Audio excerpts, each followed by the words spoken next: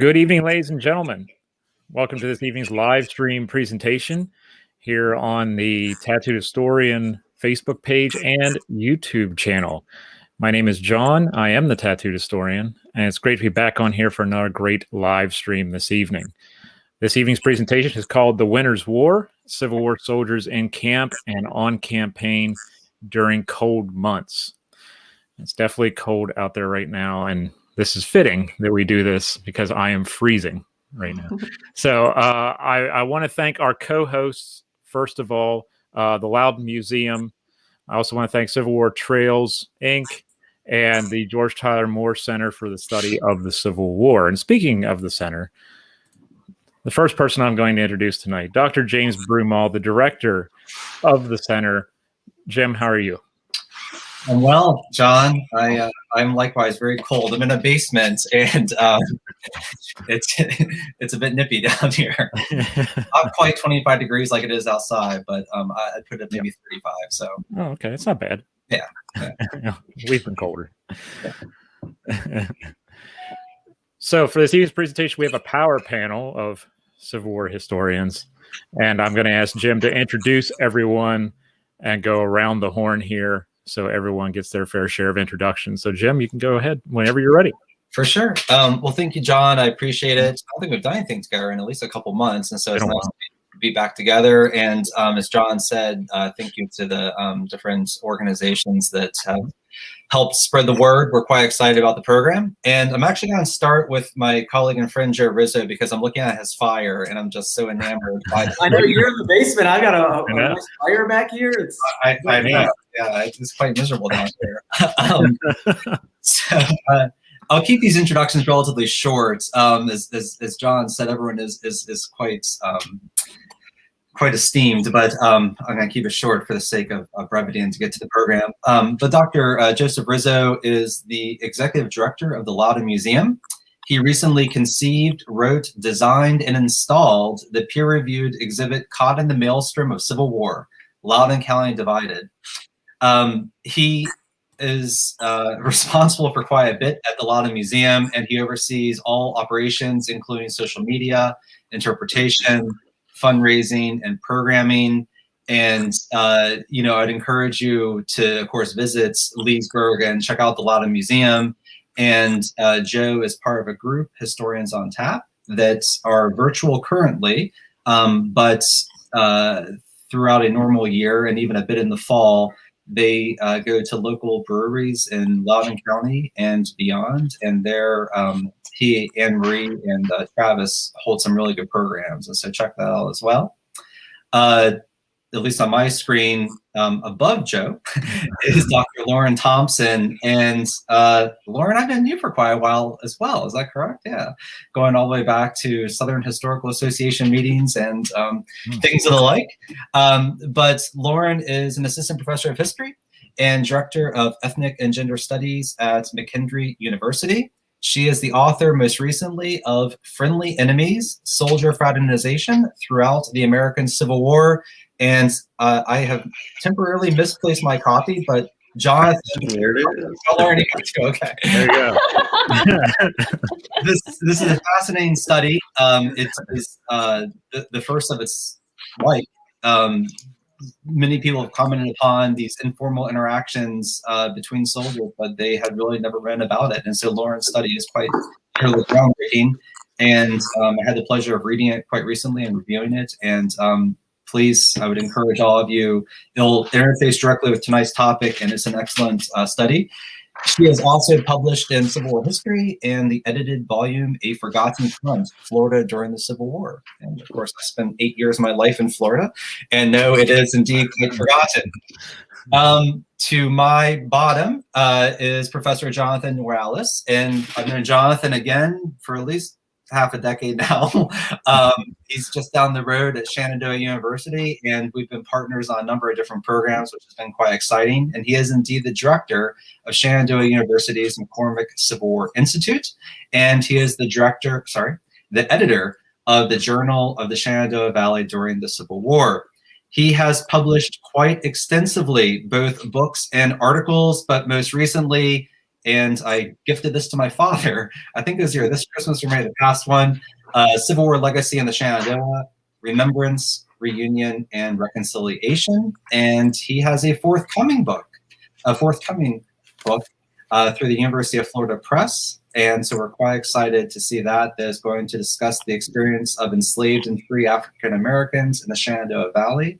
And so, again, for those of you who have not been over to Shenandoah University and the Winchester area, I would encourage you to see Jonathan. They have a robust series of programs, both in person during normal times and currently online. And so thank you all very much for coming this evening, and to my audience, thank you all for tuning in. So we're quite excited.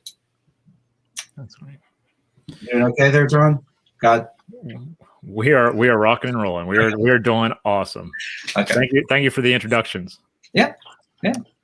Well, let me just make a kind of broad statement, and then we can either, if you want to start, John, or I will. I came to this topic. I was asked to do a presentation during Christmas and theme it around the Christmas time, and I sort of panicked. And but the more I dug into it, the more I realized that there's a very different face of the American Civil War during the winter months, both for civilian and soldiers. And then again, as I said, I had the opportunity to read Lauren's book fairly recently, and it got me thinking sort of about just this entirely different sector of conflict and how the interactions both among comrades in arms, between soldiers and civilians, between, say, November and March is just entirely unique. And so I thought it'd be worthwhile to sort of explore this. All of my panelists have read pretty extensively, both in the primaries and secondaries in these arenas. And so I think that, this is going to be a rather unique take on the Civil War, something that people probably don't think a lot about, but it was extraordinarily common to the experiences of soldiers and civilians in the 19th century. Mm-hmm. Yeah, it's something that we often don't cover extensively, because when we hear the term the Civil War, we go immediately to tactics, battles, sometimes personalities, that kind of thing. And then you hear about the non-campaigning months, or it's not campaign season. And then everyone kind of glazes over, and they're like, okay, well, we'll get back to the good stuff later. It's like a lot of good stuff happens in winter camps, and thinking about how life can change, and logistics and things like that, which is, I believe, why this is a great panel tonight, because we're going to be able to shed some light on living conditions and fraternization and all kinds of key components that are often just glossed over by some historians, not all, obviously, because we have a whole panel here who don't. But we sometimes fall into that trap, right, where it's like it's battles, tactics, personalities, and some politics, antebellum and Civil War period wise, and that's about it. So I'm really interested in this subject because everyone here has probably been to an open air museum or a living history museum, and you've seen some of the huts and things like that. And that's about all we usually talk about. So I think that it's really important for us to have this conversation tonight, since we are in the middle of a winter month, and thinking about what would have been occurring at this time so many years ago, and how they would have survived. So I think that, it'd be really interesting to start with this whole idea of just being a part of the U.S. Army, the Confederate Army at this time of the year. What would life have been like for soldiers at this time, as far as living conditions, what they would have experienced, and things like that? Anyone can take any route they wish to. This is organic. We can just roll. Everyone's so polite. Lauren, why don't you kick it off for us, and then we'll go from there. Yeah. Sure.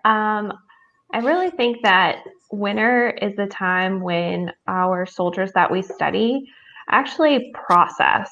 I feel like men had a very hard time living in the present, and it was thinking of the past, particularly kind of the bloodshed they experienced, and then also kind of living in the future, right? Thinking of what sacrifices are yet to be made. And specifically for two of the campaigns in Virginia that I study, the Army of Northern Virginia and the Army of the Potomac, in the winter of 1863, And then 2 years later, in the winter of 1865, very different circumstances, very different tactics. And of course, those are the kind of things that we can get to later. But what George Rabel really writes about is that feeling the effects of the Battle of Fredericksburg really, don't hit these men until mid-February because of, the immediate kind of anxieties of the campaign and kind of the triaging of the wounds. And then all of a sudden, after Burnside's Mud March, do we see men become very ill?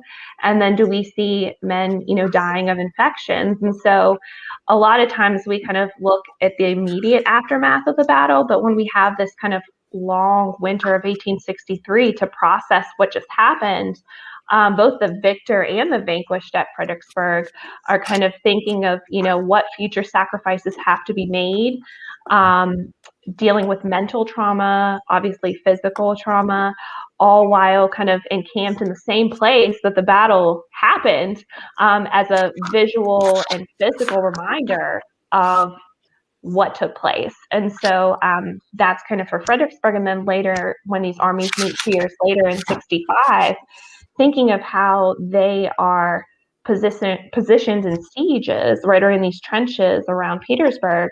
But again, we know in hindsight that, in 3 months, the war will be over. Just hold on, guys, but they have a very different stance on it. So I feel like winter is a time when there's a lot of downtime, a lot of time to think, and a lot of time to process about what just happened and what is to happen. That obviously, coupled with the nostalgia of Christmas and wanting to be home with the family, is one of the hardest times for our men. And because we gloss over this time to get to the campaign, and I do it all the time when I teach, I'm like, okay, so there's Chattanooga, now let's go to the Overland campaign, right? And I skip over 5 months, and that was 5 months for these men to digest what just happened. And so I think in terms of maybe not the physical living conditions, but the emotional state of our men, it might be some of the hardest times that they experienced during the war. Yeah, and to add to that, kind of looking at it from the physical perspective, Robert Bradbury, he was a corporal in Battery D, 1st Pennsylvania Light Artillery, and he wrote a letter from Harper's Ferry in January of 1865, where he basically said, all throughout the winter months, we really only do 3 things: we haul wood, we cut wood, and we burn wood. And to me, what has always been just amazing and mind-boggling, we see those images of these blighted landscapes, and they come as a result of what these armies are doing in the wintertime. I think about, my scholarship focuses primarily on the Shenandoah Valley, and I think about the Army of the Shenandoah in, the winter of 64, 65. So Phil Sheridan's army, after he had pretty much eliminated any real significant threat from Jubal Early's army, after Cedar Creek, he starts slowly pulling his army north from Middletown toward Winchester. And when the Army of the Shenandoah sets up, camp, it's called Camp Russell, which is basically this almost 4-mile front on the southern outskirts of Winchester. They just decimate the landscape. They are tearing buildings down. There's an African-American church in what is today Stephen City, Virginia, that was torn down by federal soldiers.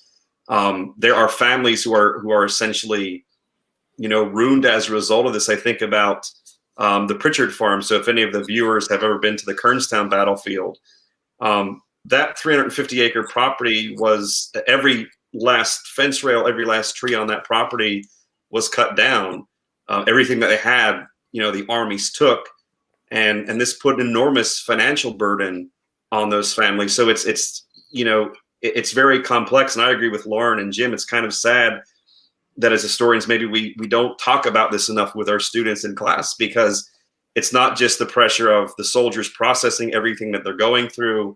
It's the impact on the landscape. And then there's the emotional impact of the civilians who are suffering, from things being removed or taken away from the landscape. And let me pause for a minute, and Joe, I hope I didn't interrupt you, but going back to Lauren and then Jonathan elaborate upon this, I think the most compelling letters that you generally find from Civil War soldiers are written in the aftermath of battles, certainly, because in many instances, they're trying to process the loss, but they're also on the move. In many cases, I study primarily the Eastern Theater, Lee's spending several weeks after even a catastrophic campaign on the move before he finally settles down. But some of the more melancholy and introspective correspondence or diary entries always occur during the winter. And I want to really highlight Lauren's point is that they have the routine of drill and, as Jonathan said, just the monotonous daily duties to maintain roads and to simply keep warm by cutting down trees. But they have an inordinate amount of time that's not available during the campaign season, where often soldiers are literally on their feet 8+ hours a day. And so at these periods, I think we see some of the hardest strains, the most difficult sort of emotional fatigue occurs as they're stuck in quite tight quarters. Joe's fire is pretty, but if you were in a 8x12 space and relying entirely upon that for your heat, it doesn't become so pretty because you're also cooking on it, and then the space itself becomes quite smoky. And going outside isn't necessarily a good prospect either, because some of these winters, especially in 62, 63, they had pretty significant snowfalls. And so, this is a moment where I think soldiers really do sort of grapple with the experience of war while being very close to it. The post-war memoirs, memory starts to come in. They tend to gloss over in some instances of some of the more horrors of the combat. But I just really wanted to highlight that point because I think it's just so important, and it's so revealing when you do read a letter collection like Far, Far From Home with Dick and Tally Simpson. Their winter stuff is always the most difficult, always the most melancholy, always when they feel the most disconnected from their comrades in arms, who they generally feel very close to during the campaign season. But anyway, Joe, I think I interrupted you. I apologize. No, I think you make a good point. And I think when you look at some of the winter letters, it gives them much more, obviously, boredom is one of the probably most obvious things that comes up. And they're very descriptive of the types of cabins that they're building, where they're getting the materials for that. But also, I think of William Berkeley in the 8th Virginia. I've read through, his wartime correspondence with his wife. And it's at that time, too, it's almost like a reset where then he takes more of an active role in trying to manage the household as well from afar. And for him, who's a more affluent individual, he's got enslaved servants coming back and forth that come up within his letters, particularly in the winter. But for him, he's writing about the boredom of it, and he's a very measured person. You don't see him get very dramatic.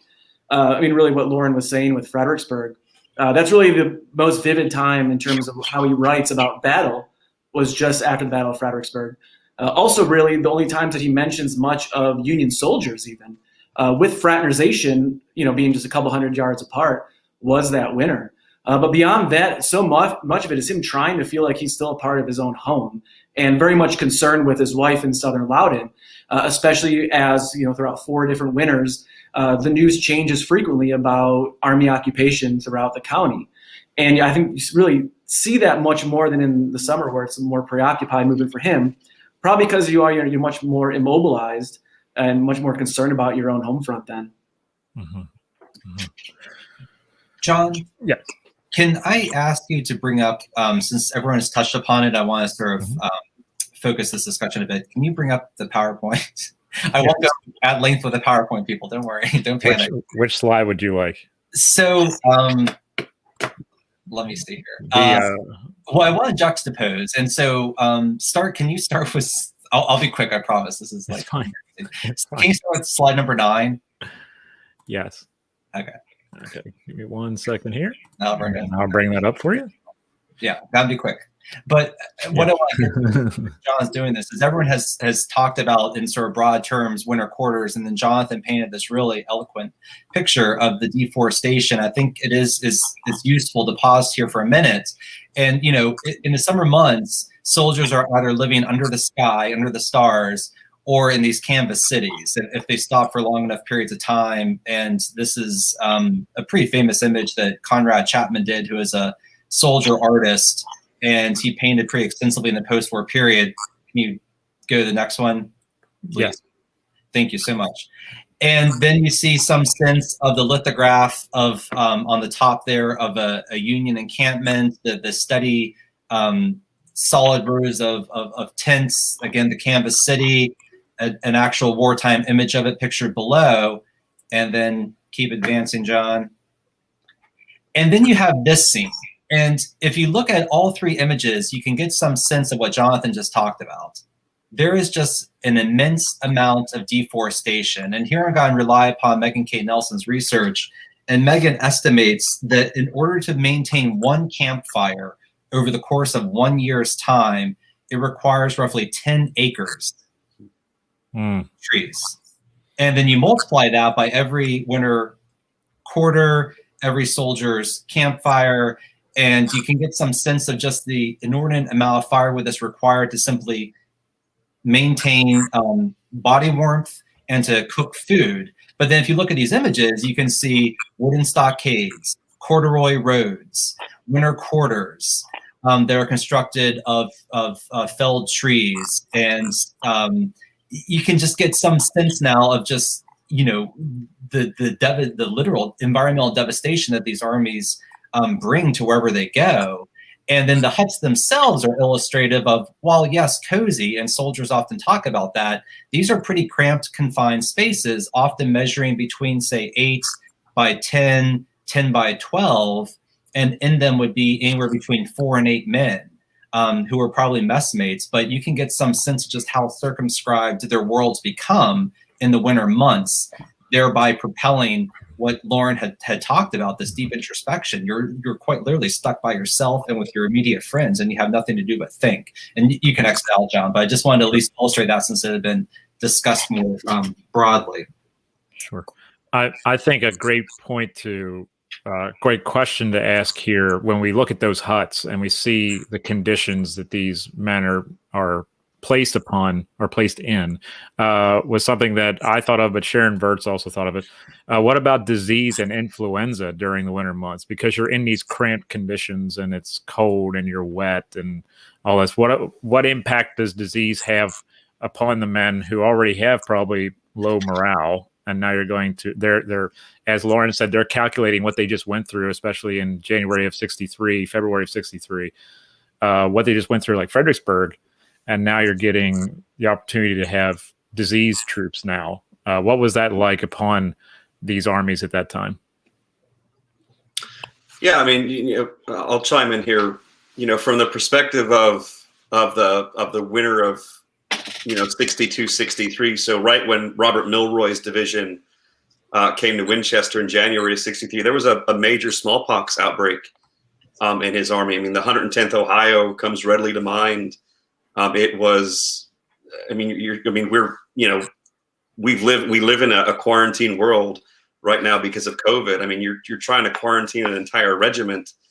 So obviously that's mentally taxing. But then the other issue that these, commanders have to confront is you have, significant chunks of your army are ill, but you still have, in a place like Winchester, you still have threat of Confederate incursions. It's not that, the armies are going and bedding down for the winter.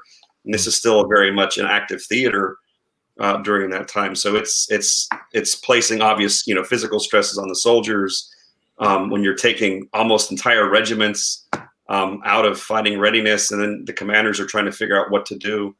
I mean, it's just an unfathomable situation. Mm-hmm. Mm-hmm. And oh, sorry, Lauren. Did you? I was just going to say, and also when armies are on the move, I guess you could say it's easier to make sure that you find a place where men are going to use the latrine away from the water supply. But during these long winter encampments, constantly trying to find places where the ground will get oversaturated to have the mixing of what you're trying to drink and where you're trying, to relieve yourself. And so one of the, I guess, the better things about winter is there's, the livestock isn't always there, but then that always brings up, men can't forage, men can't live off the land. So it's kind of a lose-lose situation. But I just thought of that, like, when men are camped for 5 months at a time in the winter of 64, 65, right? You have to be very careful about mixing that, because that's how the cholera and the dysentery can, ravage these men. Mm-hmm. And I'll say, and Jonathan highlights a really nice specific case, and Lauren speaks more broadly. I mean, during the winter months, the armies do suffer from high rates of disease. In the winter of 63, the AOP, Army of the Potomac, has large numbers of men who are out.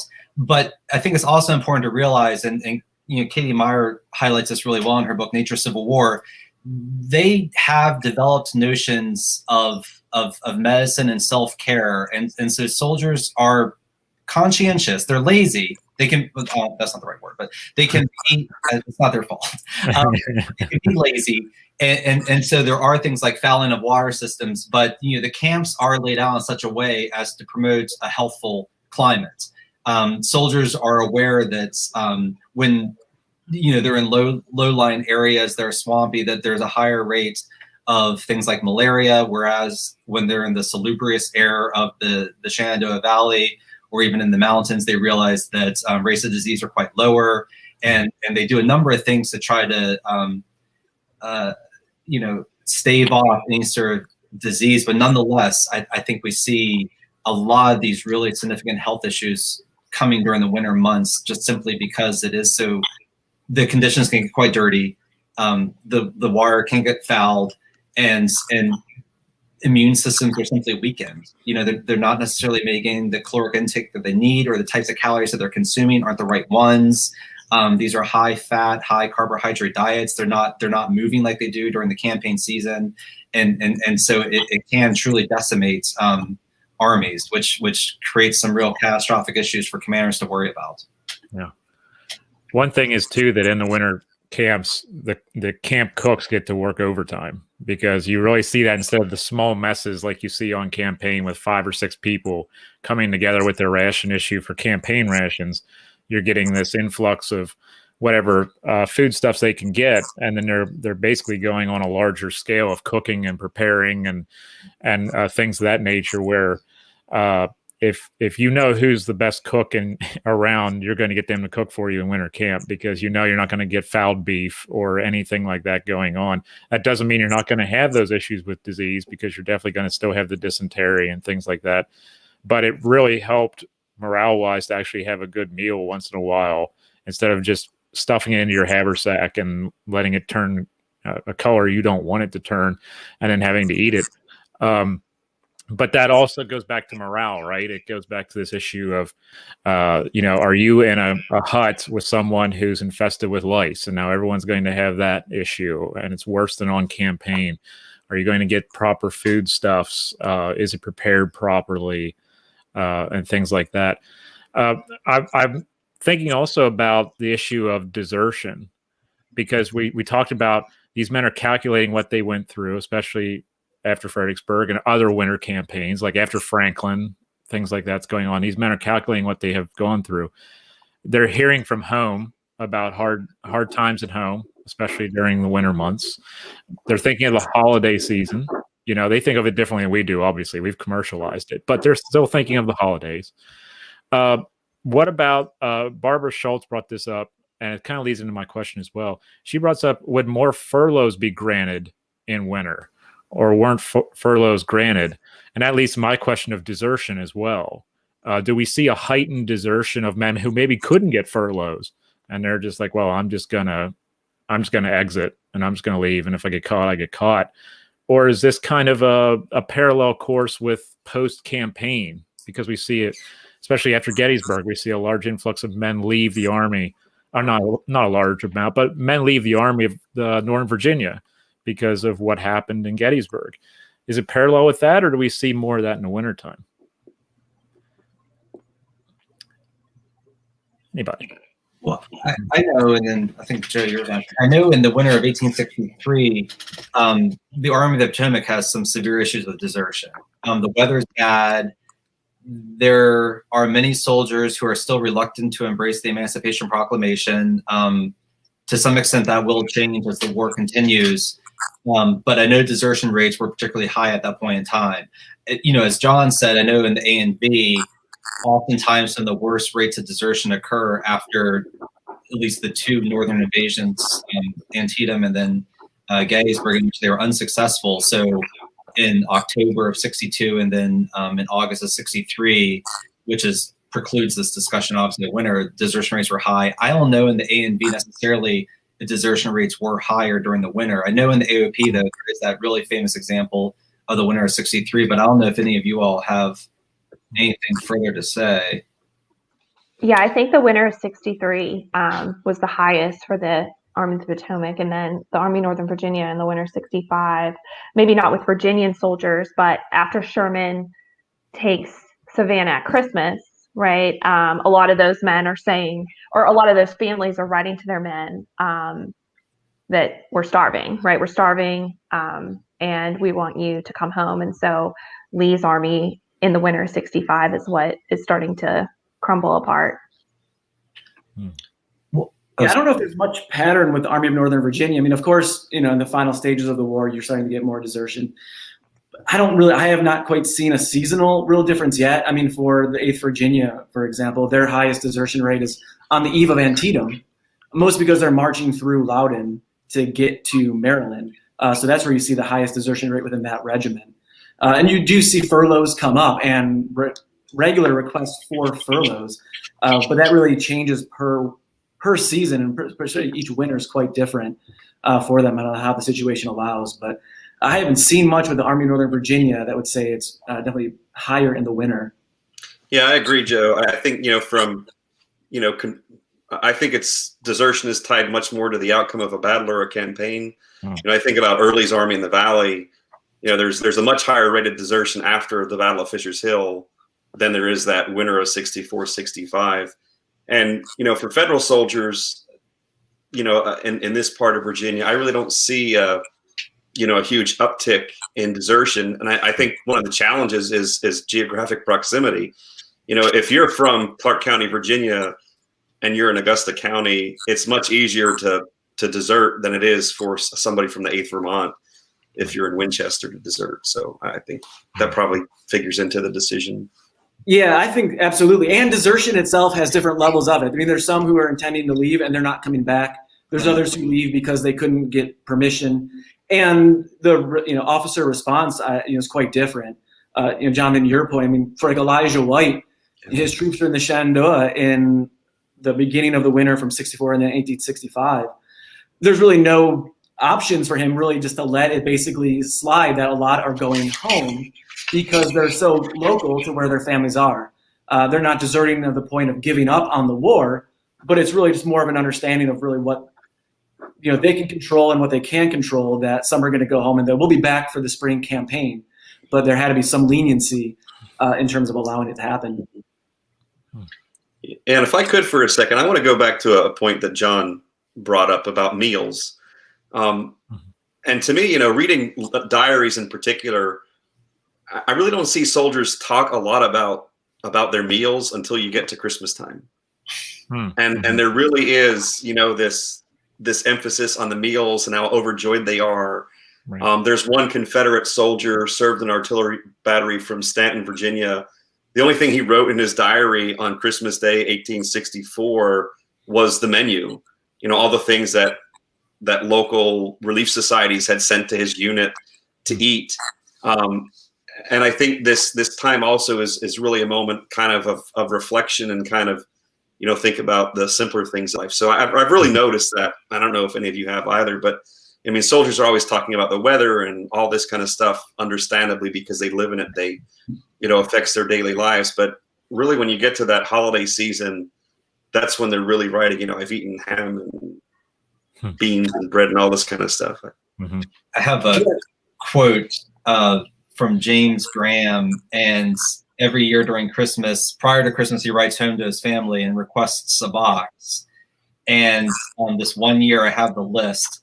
He asks for a turkey, some chickens, butter, vegetables, sorghum, apples, a big cake, some flapjacks, a pound or two of sugar, a few eggs, 2 or 3 bottles of brandy. I want to have a regular good time at Christmas. And, what's interesting is, and then I'll turn back to you all. you see, though, at least in the Confederate armies, distinct class differences emerge throughout the conflict, but in the winter months, they become most apparent. There's some really interesting archaeology of winter quarters that shows the social hierarchies of the antebellum era are reflected in the material conditions on the ground. And officers' quarters often, of course, this is probably obvious, but nonetheless, had just a lot better things, chinaware, glassware. And then, because of these presentations I've done in the past, I have a whole litany of primary source evidence from either officers or soldiers talking about Christmas time. And most soldiers simply say the day passed with no fanfare. It was dreary. It was cold. The guy I just referenced came from a pretty well-to-do family. He himself wasn't an officer, but he came from, a pretty wealthy background. And so they were able to elevate this holiday experience in ways that reflected, again, their antebellum lifestyle. So yeah, I agree. Soldiers generally sort of complain about meals off and on, but they don't create lists of what they're going to consume or what they're asking for like they do during the holidays. Yeah, that's a great point, Jonathan, bringing up. I mean, I always made the connection with winter, but especially true with Christmas. And Jim, what you were just saying, the holidays, especially with inequality about the type of soldiers. I mean, those who have more affluent families that can send them things, they're much more stationary now, so they have access if their families can send them items. William Berkeley, for example, who I've referenced previously, from a wealthy family, I mean, he's regularly in the winter asking his wife to send him certain things if she can do so. And especially around Christmas, you do see it much more specific about what he's talking about in his letters back and forth, and having people come dine with him and the response that officers gave. I mean, just from Christmas, reflecting back on it, on December 1864, talking about the cabbage pudding and the plum pudding, about the rave reactions that they were getting and how excitement it was. That's a change of pace and really kind of break from the norm that they can get some of these things. But of course, again, it's not an equal playing field about who can get access to certain foods sent from them that weren't being rationed out. Mm-hmm. I think, if I may, going back to the earlier question about furloughs, I think this ties into a broader question that I wanted to pose. And there's at least two bigger points that I want to get at, but here's one of the two. And I'll do it through a primary source. And so Charles Biddlecombe, whose letters are in a book called No Freedom Shrieker, is quite good. Mm-hmm. And Pete's probably referenced that, John. Yeah, I remember that. Yeah. Biddlecombe has this great letter that he writes home right around Christmas, and he says, basically, thank you for the socks. I got them.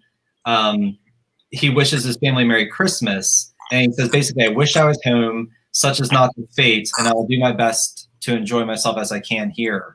So I wanted, the panel to talk a little bit about then those tensions between the home front and the front lines, especially during the winter months in particular, but the winter months more broadly, but Christmas in particular. And I know each of you can bring a certain perspective. Jonathan, with your work on Union troops within the Shenandoah Valley, and Joe over in Loudoun and beyond. So again, just sort of a broad reflection on how soldiers are processing this distance and how people on the home front are experiencing the winter months conversely. I can go first. So yeah, I think that going back to Lauren's point she made earlier in the session, I think that soldiers are very reflective. I think, I see a lot of this sort of melancholy and sadness, but I think it's what you make of the situation. So there are soldiers who are melancholy. There are soldiers who are trying to make the best of it. I think there are some soldiers who are angry, and I think we see this not only in the winter months but throughout, that they feel their family isn't keeping in contact with them enough. I think about Robert Milroy's letters to his wife back in Rensselaer, Indiana. He's absolutely furious with her. In January and February of 1863, I'm writing you daily, and you're not writing me back. And I think we can understand this. We think about if we send someone an email or a text, and you expect an instantaneous response, and you don't get one, you get enraged. And I think what some of the soldiers aren't realizing is the pace of the mail and all this kind of stuff. and the difficulties in getting that mail delivered. So, yeah, it's certainly, I think it's heightened that these soldiers, whether they're generals or privates, they want to feel that sense of connection with family at home. And when they can't, they get increasingly frustrated, particularly during the holiday and winter months. Yeah, I mean, I'm sure Lauren has several examples from her research with that. But I think you also see very much an awareness of camaraderie about the situation. For the 8th Virginia, when they're in the trenches around Petersburg, the other regiments within their brigade are aware that Loudoun gets disconnected from being able to send letters back and forth. The 8th Virginia even gets sympathy from the other regiments where they, out of sympathy, give them some of their food as almost a way to help console them, understanding that Loudoun is going through the burning raid and then a disconnect for the soldiers. So there is a brief lack of communication and intelligence and correspondence coming back to them. So you see other regiments very attuned to that. And that shows the importance that soldiers all have a common understanding about if they think they're there for their families and how much that is a motivating factor. When that gets taken away and the uncertainty of what's going on at home, it's certainly then you kind of see them bind together.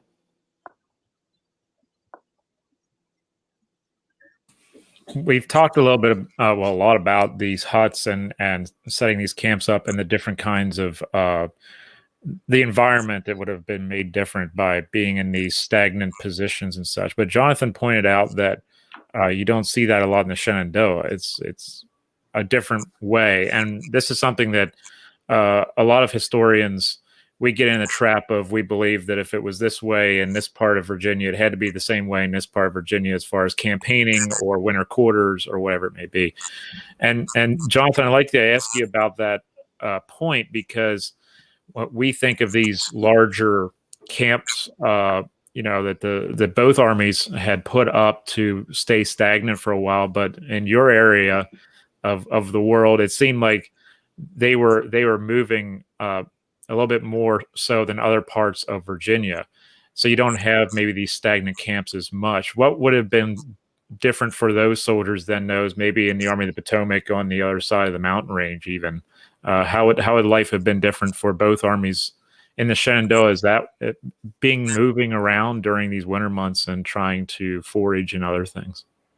Yeah, and I think you're right. So as the war progresses, if you're looking at the early part of the conflict in the Valley, I think those winter camps are much more, stationary. Mm-hmm. But when you get to the winter of 64, 65, so when the Army of the Shenandoah is in the Valley, Sheridan's command, this is the largest Union force ever assembled.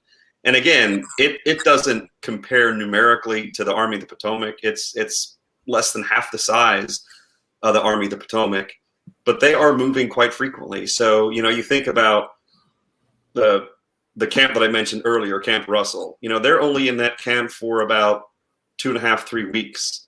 And then they move to Camp Sheridan north of Winchester, and they're there that's their longest stint where they're there for, a few months. But there is this dynamic again where they're moving because they have to have the wood and the fencing and the stuff to sustain them. Because, go back to Jim's point about Megan Kate Nelson's idea that it takes, 10 acres for one fire per year. So it's pretty dramatic, the amount of resources they have to use. But also, if you look at, let's say winter of 63, these guys are moving out in all different directions because there are Confederates, who are around and they're trying to maintain security. So they really don't have a sedentary camp because they're kind of still an active campaign. Milroy's command is sending out, regular forays into Clark County, into Warren County, into Shenandoah County on a daily basis, not only to maintain security, but to, announce the good news of emancipation to the enslaved people in the Valley. So I think that's certainly something that accounts for the differences.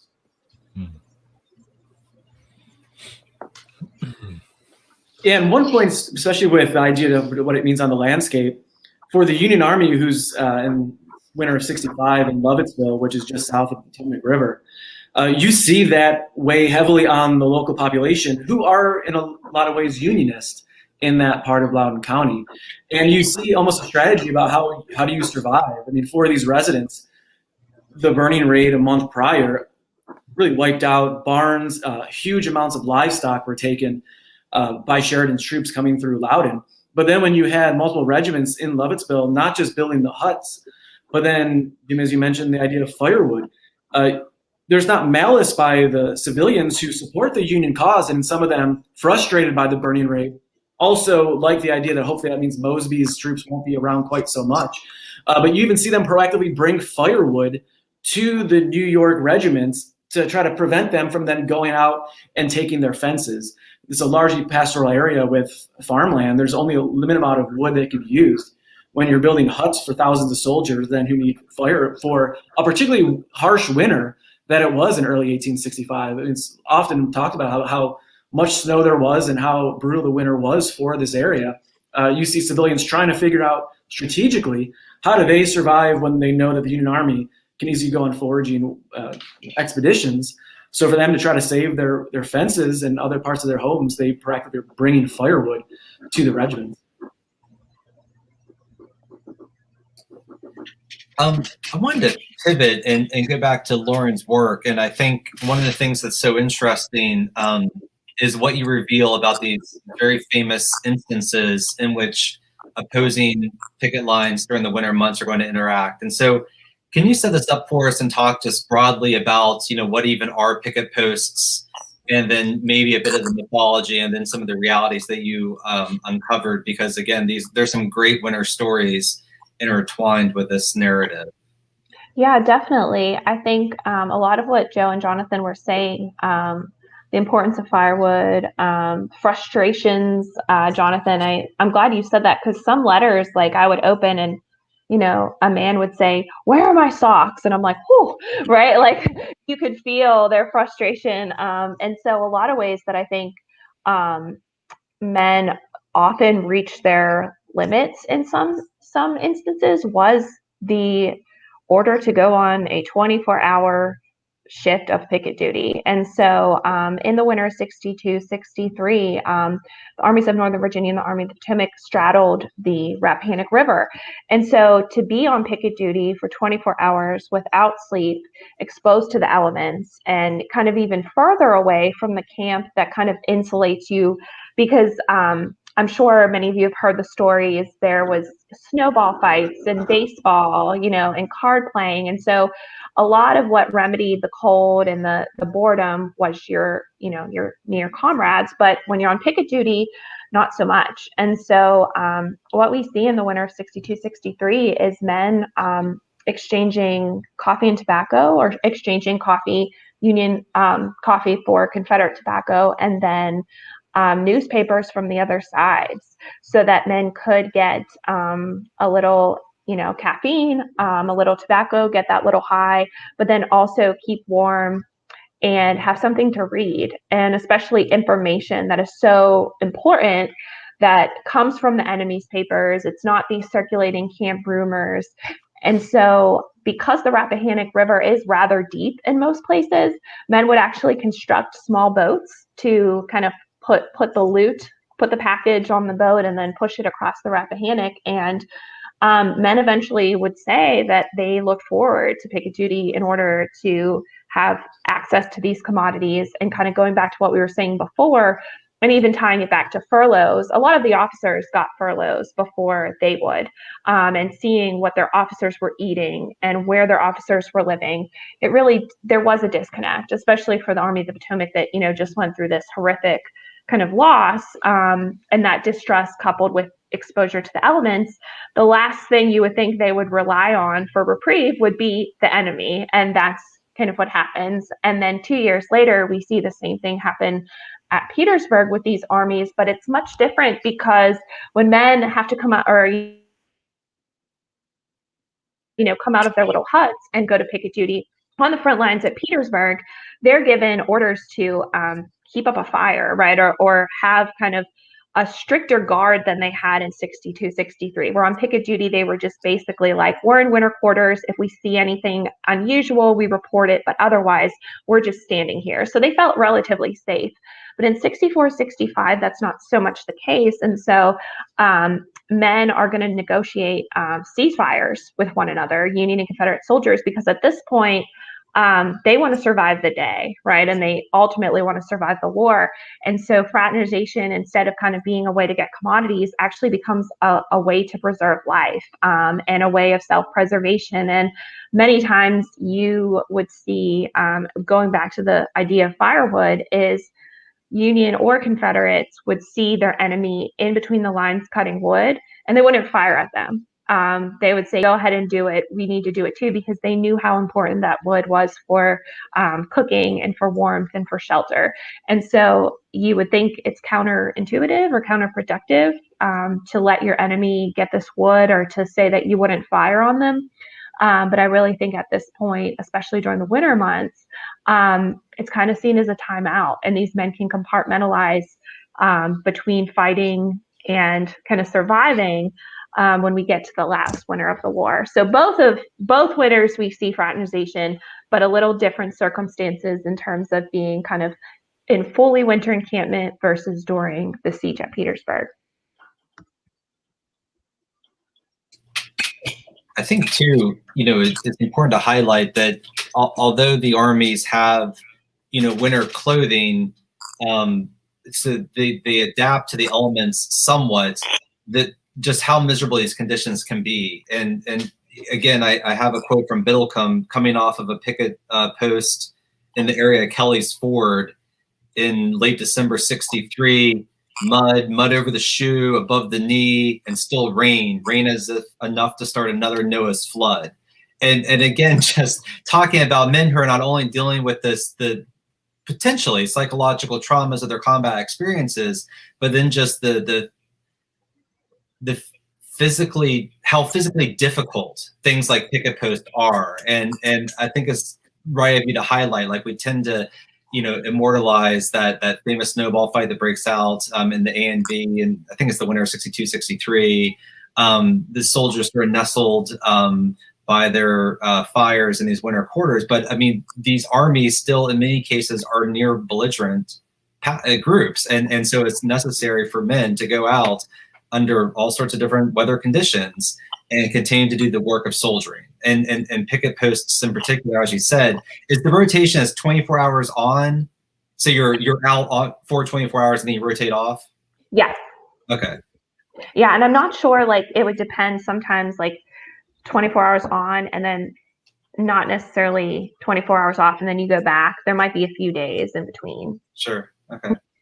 But again, that's probably just heightening some of the difficulty that men are having during these winter months, separation from families, processing the experiences of the campaign season, and then just continuing the monotonous duties of soldiering under very difficult conditions. And Lauren, I have a question for you. I mean, for some of these soldiers, we think brother versus brother, but this is totally different worlds for some of these individuals. Like some of the soldiers from Mississippi have a snowball fight the winter of 61 and the 62 when they're in Northern Virginia up here. I mean, these people aren't seeing snow where they're from. And are you seeing kind of a marvel at the kind of different changes of climate that surprises them? Yeah, I think so, definitely. Just like when we talk about New Yorkers going to Mississippi with Grant's Army, right? So, yeah, definitely. I think Confederate soldiers are a bit underprepared, right, for the clothing they have. And we kind of see how that is really going to plague Confederates throughout the winter. But even some of our, strongest kind of New Englanders are struggling with the Virginia heat. And I know that's a whole nother season. So maybe this summer we can do a summer season episode. But yeah, I mean, and I think that, I don't know if you've seen it or not, or if anybody's seen it, but yeah, men from Mississippi not being, ready for that, and seeing kind of the ailments that men get from frostbite and things like that, especially when on picket duty on the windy Rappahannock River with very bare, because the armies came through there. There's nothing left, right? It's not pretty like it is today. So yeah, I think definitely that the shock is for both sides in the climate. John, can you quickly bring up one of the images that Lauren provided of the soldier on picket post? And there's the one where he's like windswept, and you could just yeah, great. Yes, I can bring that up for you. And I know Ken No has his new book that just came out on climate and the Civil War. I'm excited to read that. Yes. There we go. This one was the one you asked for, Jim? Yeah, perfect. Again, just to sort of, I guess, visualize what Lauren had said, and you can get some sense, seeking any sort of protection. In this case, the firing mechanism of the weapon is underneath his armpit to protect it from the damp. He's sheltered against the tree. He has on his greatcoat, but his hands are tucked into his pockets, and it looks like a pretty severe gale. So you can just get some sense of how, again, miserable conditions can be. And I imagine, and Lauren, correct me, if you're in close proximity to the enemy, if they were, I guess, static posts where there's informal truths, they could probably have fires. But if they were hot zones, they probably couldn't have fires, right? Because then you would know where the location of your foe was. Right. Yeah. A lot of times on picket duty on the Rappahannock, they weren't allowed to have fires. And then at Petersburg, not allowed to have fires either. So yeah, that's a great point that they didn't want to show where they were or kind of illuminate how many men were there. That was kind of another thing, like how many men are piling up, right? So they didn't want to illuminate kind of what that area looked like. And so, yeah, no fires during picket duty. This brings up one other thing that came up in the comments a little while ago, and we've touched on it just a little bit, but it was involving those letters home and such, where some people were asking for food and certain food stuffs and everything like that. But Jonathan, they often also talk about, please send me more socks, or please send me something else that's clothing wise. And someone brought up in the comments earlier, and I'm sorry I don't have it to bring up here, but about what are these men wearing at this time, because they're not wearing the same thing. They're wearing more layers, hopefully, but you start to see this more in letters where like, hey, send me a scarf, or send me socks or something else. So what are they supposed to be getting? And what are some of these men actually wearing while they're either campaigning during the winter months or they're in a stagnant position?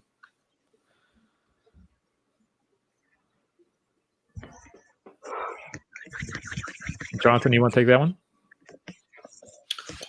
Yeah, I can. So, I mean, yeah, you have, I mean, I think, thinking about that image that you just put up that Lauren shared, I mean, you've got soldiers in greatcoats, but yeah, I mean, what the soldiers are being issued in terms of wool socks and greatcoats and those types of things, that's not sufficient. So they need scarves, they need gloves, they need, sufficient underwear and those types of things that are going to protect them from the cold. And if you don't have those things, it can certainly be very paralyzing. I think about, Jackson's army when it was on its way to Romney in the early part of the conflict, and how, these guys had all their winter clothing because it was warm when they left Winchester, left them on the supply wagons behind, and a terrible winter storm came up, and they were paralyzed. Guys were getting, frostbite and frozen and all kinds of things. So yeah, I don't think that the clothing, the greatcoats, the socks, I don't think it was sufficient, to keep these guys warm when they were out there on that 24-hour picket post. They couldn't have a fire and those types of things. And I think if I could add on to that, what I, pretty quickly discovered when I was working on my first book, and I dealt primarily with, relatively wealthy, literate white Southerners. So these are, again, people who had means, and that they don't represent the human ranks. They don't represent those who are transitionally literate. But among that socioeconomic class, they became quite good at adapting to the seasons. And so I found numerous instances in which they would send an enslaved person back home, and there they would request trunks with blankets. they would request in very specific terms, my double-soled boots that are in the back room, or I'll give you these boots to take to Joe Smith, who in turn is going to put a double sole on them. And then they would begin to create these really elaborate requests of their wives, their sisters, and their mothers, saying that, make me up a great coat, this lined in wool, and make sure that, often again using enslaved labor, that this be transported back. And so, especially in the Confederate armies, where the supply system is adequate at points and really good at other points, but then sometimes still not providing the types of comforts the soldiers demand, they become incredibly good at navigating that. Then again, it's skewed by class.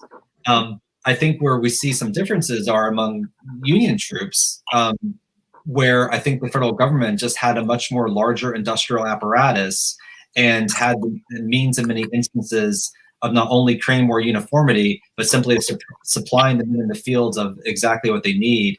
But again, just going back to Lauren's image, and we don't actually have to bring it up again, but you can look at that in your mind's eye, and it doesn't matter.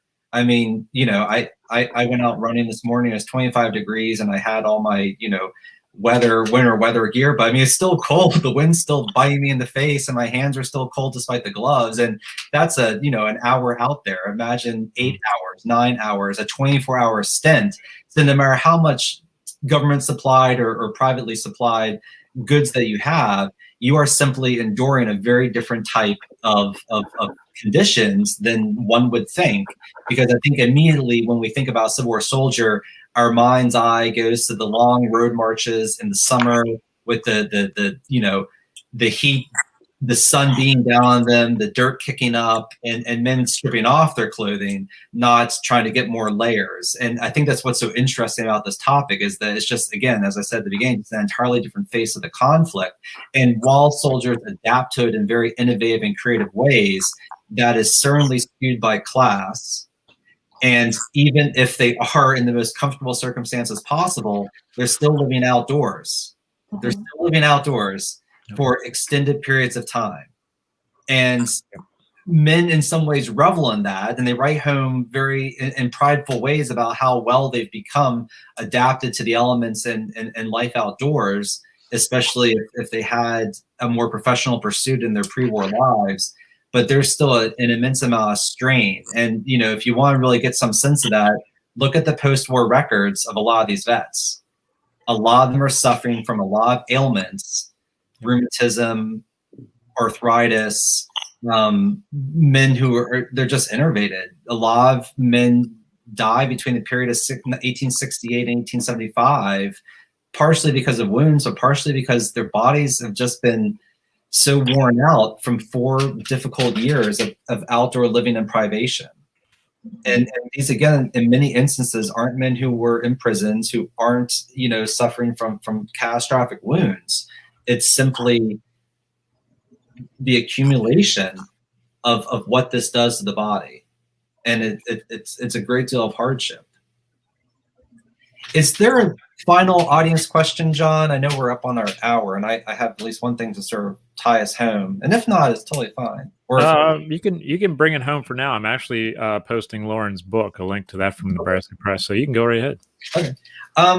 Well, to kind of bring it home then, I just wanted you all to give our audience a recommendation. And so be it a primary source or a secondary source, and I know you've referenced a couple works here, but if audiences want to learn more about the experience of soldiers or civilians during the winter months, what is one of your recommendations, your go-to either primary or secondary sources that our audience could readily get? And Lauren, we'll start with you if it's okay. Oh my gosh, I was typing in the private chat the discount code for the book, so I missed part of your question. So I'm the bad student. No. That's we'll start with that. Why don't you deliver that, John and Lauren, because that's important information.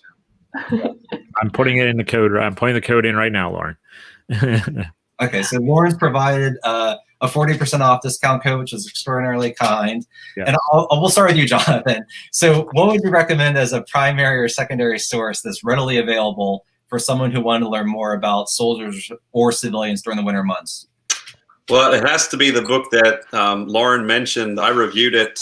Ken No's new book, The Howling Storm.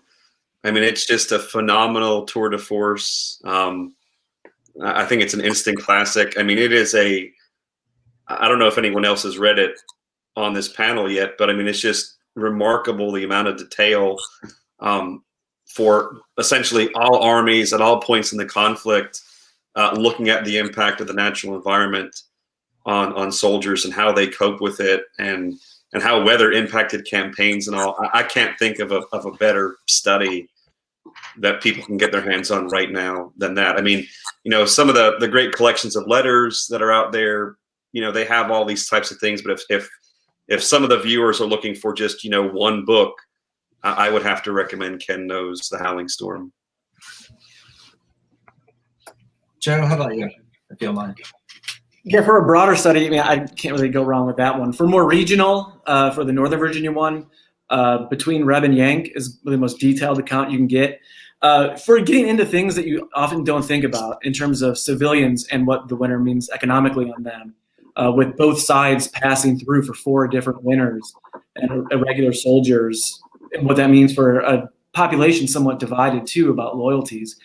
There's no more detailed account for Northern Virginia than that. But of course, there's several good ones, particularly for 1862, 1863, the Dare Mark campaign. There's a few studies that are phenomenal for kind of getting a little bit outside of just particular campaigns.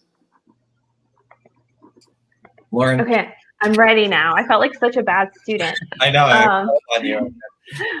I really like I'll take the approach of a soldier's edited letters, is Hard Marching Every Day by Private Wilbur Fisk.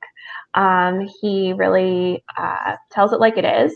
And somebody asked me once if I could ask Civil War soldiers anything, what would it be? I would be like, tell me how it really is. Like, don't protect the people at home. Don't try to show off. Like, just really tell me what you're thinking. And I really feel that when I read Hard Marching Every Day, because I feel like he's writing his letters to himself. It's his diary. And so he has nothing to prove, nothing to impress.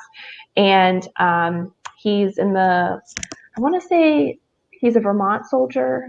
I want to say the 5th Vermont, but I might misquote that. But Private Wilbur Fisk, Hard Marching Every Day, one of my favorites of an edited volume of a soldier.